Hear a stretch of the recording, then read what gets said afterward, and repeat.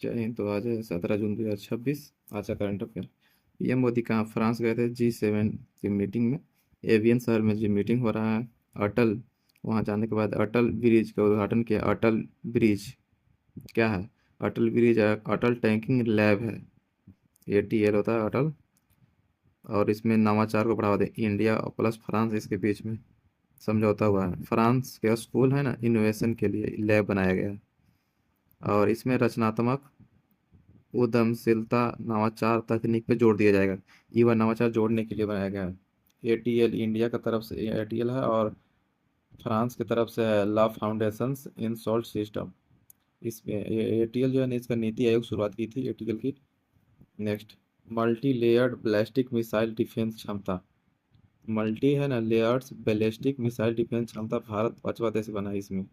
लंबी मध्यम दूरी की बैलिस्टिक मिसाइल रोकने की क्षमता इसमें है। इंटरसेप्टिक मिसाइल जो होता है ना, जो इधर से मिसाइल आ रही है, इधर से मिसाइल मार दे, तो एंटीसेप्टिक मिसाइल होती है। इसको रोकने की क्षमता भारत एक पांचवा देश बन चुका है। अब जिसमें चार देश पहले USA, चीन, रूस, इजराइल चार देश थे। अब पांचवा देश भारत बन गया है। Next, the order of the white double cross, ये ना फर्स्ट क्लास अवार्ड है। ये किसी देश का सर्वोच्च अवार्ड है। मतलब स्लोवाकी है ना, स्लोवाकिया देश है, उसका सर्वोच्च सम्मान अवार्ड है। मोदी जी को मिला है अवार्ड। ये नरेंद्र मोदी को मिला है। वहाँ के राष्ट्रपति है ना, पीटर पेलग्रिन, उन्होंने इनको दिए हैं अवार्ड। और ये मोदी जी को। Next question, international institutions ranking framework. सरकारी विश्वविद्यालय की लिस्ट जारी हुआ जिसमें इसका बेस आधार है शैक्षणिक प्लस शोध पैमाना। इंडिया में फर्स्ट जवाहरलाल नेहरू विश्वविद्यालय दिल्ली वाला आया है और सेकेंड स्थान पर दिल्ली यूनिवर्सिटी आया है। मैनेजमेंट के रूप में टॉप में इंडिया में टॉप किया है IIM अहमदाबाद। और इंजीनियरिंग में इंडिया में टॉप किया है IIM बॉम्बे। नेक्स्ट है WT मैरूट है ना, जी WT मारुत। इसको WT मारुत पोर्टल लॉन्च किया। पवन ऊर्जा से संबंधित है, विंड एनर्जी से। इसकी सप्लाई चेन को मजबूत बनाना, मैंने बेहतर बनाना है, इसके लिए इसको लॉन्च किया गया है। Prahlad Joshi renewable energy ministry है, नवीनकरणीय ऊर्जा मंत्रालय के यहाँ मंत्री हैं प्रहलाद जोशी, उन्होंने लॉन्च किया है। 15 जून को वर्ल्ड विंड एनर्जी डे मनाया गया गोवा में, वहाँ पे इसका अनावरण किया है। और ये याद रखना कि मारुत पोर्टल क्या है। नेक्स्ट, GT मैंने GI टैग होती है।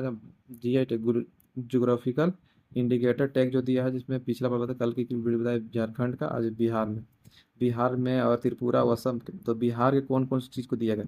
बिहार के 52 बूटी साड़ी है, वहाँ नालंदा का है। 52 डिजाइन बने थे, उसको GI टैग दिया गया है। और पत्थर कटी स्टोन क्राफ्ट इसको गया का है, इसको काला ग्रेनाइट से बनाया जाता है, इसको GI टैग दिया गया है। और पीडिया पेंटिंग है ना, भोजपुर में बनाते हैं पीडिया पेंटिंग, महिलाओं का त्यौहार होती है ना, उसमें बनते हैं, तो उसको दिया गया है। त्रिपुरा का हो गया सारिंदा को दिया गया। तारो तारो का एक वाद्य यंत्र है, इंस्ट्रूमेंट है, तो उसको सारिंदा उसको दिया गया है। और असम असम के बांस को दिया गया है और देवरी उत्पादन को दिया गया है। देवरी उत्पाद है ना, उसको देवरी उत्पाद और बांस असम के वहाँ दिया गया है। नेक्स्ट क्वेश्चन, टाइम्स 100 है ना, टाइम के 100 स्पोर्ट्स 2026 से प्रभावशाली लोग जो होते हैं ना, मैं उसमें एकमात्र भारतीय शामिल हुई जो स्मृति मंदाना शामिल हुई है।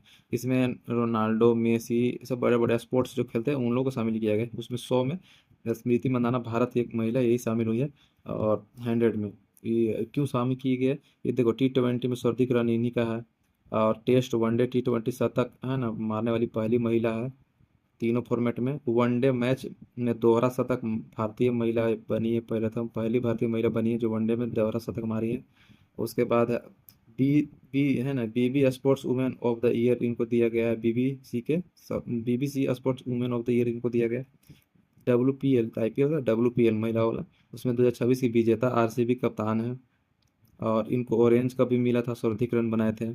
RCB कप्तान भी हैं। बहुत सारे कारनामे किए हैं जिस कारण प्रभावशाली लोग बन गए हैं महिलाओं में, तो इनको स्पोर्ट्स के टॉप 100 में शामिल कर दिया गया है। नेक्स्ट, NCC स्टेट डायरेक्टेड, इसकी रक्षा मंत्रालय इसके अधीन आता है। NCC नेशनल कैडेट कोर होता है, विश्व का सबसे बड़ा वर्दीधारी युवाओं का संगठन है। 1948 एक्ट 1948 में इसको बनाया गया था और मंजूरी समिति की सिफारिश पर। और रीजनल स्टेट निर्देशालय जो होता है ना, रीजनल या स्टेट में निर्देशालय, वो इसकी पहले 17 थी, अब 19 हो गई है। अब दो 19 हो गई, दो बड़ी है, तो कौन कौन बड़ी है? एक झारखंड में बनेगा, एक आंध्र प्रदेश में बनेगा। ये ध्यान रखना है, कहाँ बनेगा? झारखंड और आंध्र प्रदेश में बनेगा। अब टोटल 19 हो गई है निदेशालय। एनसीसी की टैगलाइन है एकता और अनुशासन। Next question. ब्रिक्स वर है ना, वर्साय दुनिया के सबसे खूबसूरत एयरपोर्ट 2026 की सूची जारी हुई है। ब्रिक्स वर्साय दुनिया के सबसे खूबसूरत एयरपोर्ट 2026 की सूची जारी हुई है, जिसमें पेरिस यूनेस्को के हेडक्वार्टर ने, यूनेस्को के हेडक्वार्टर पेरिस, वहाँ से इसकी रिपोर्ट जारी आती है। इस लिस्ट में दो भारतीय एयरपोर्ट शामिल कर दिया गया है।